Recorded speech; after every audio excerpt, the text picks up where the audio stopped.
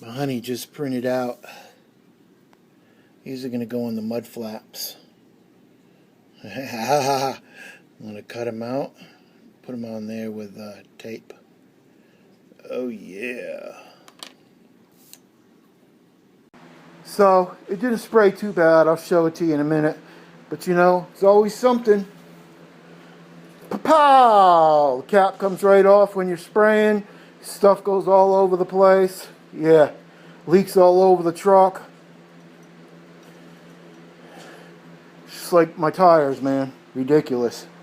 But guess I gotta sand it down. You got a drip there and a drip there because the stupid thing fell off. Got some low spots. Some high spots.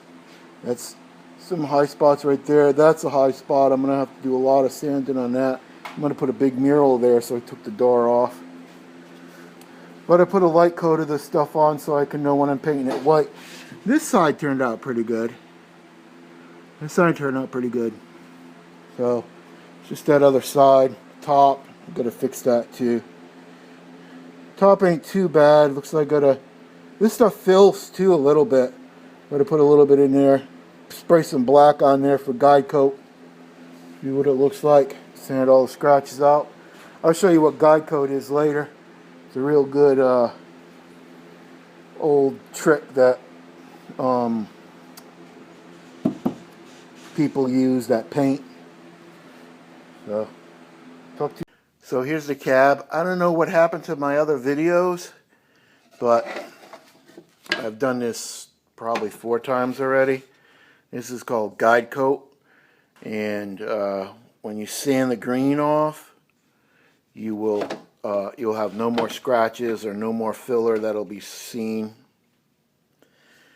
So yeah, what I did was primered it. No, what I did was fill it, then primered it, and then guide coated it, and then sanded it, and then filled it, and then primered it, and then guide coated it, and then sanded it, and then filled it, and I didn't primer it the third time. I just filled it and guide coated it. So, I mean, filled it, yeah. Then I'm going to sand it, and I'm sanding it with, I think I got 600 wet and dry. Sand stuff with wet. And should be the last time. Get everything sanded out. Okay. So I made a mistake, guys. It's not 600 I'm starting with. It's 320. Okay. Another thing, try to sand it with something flat. I'm using a paint stir stick. Okay. Because if you don't try to sand it with something flat, your fingers are round and it might, you know, not, it just might round this off and not sand everything flat. Duh. So you spray a little bit of water on there, spray some water on the sandpaper, and just start sanding. Make sure you keep it nice and wet, and every once in a while, yeah, that's what she said.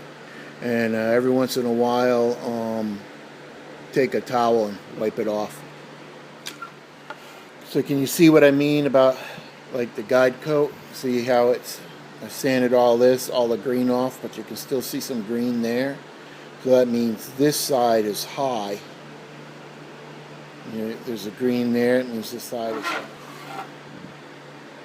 See, nice and flat, no guide coat.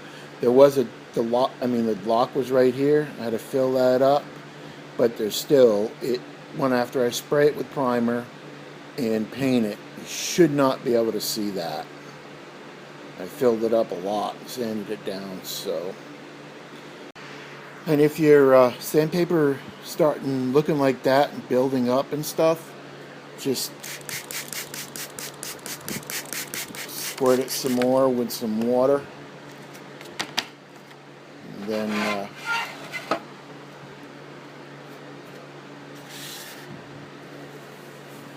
wipe it down. Put your squirting on if you don't want to get like paint on it.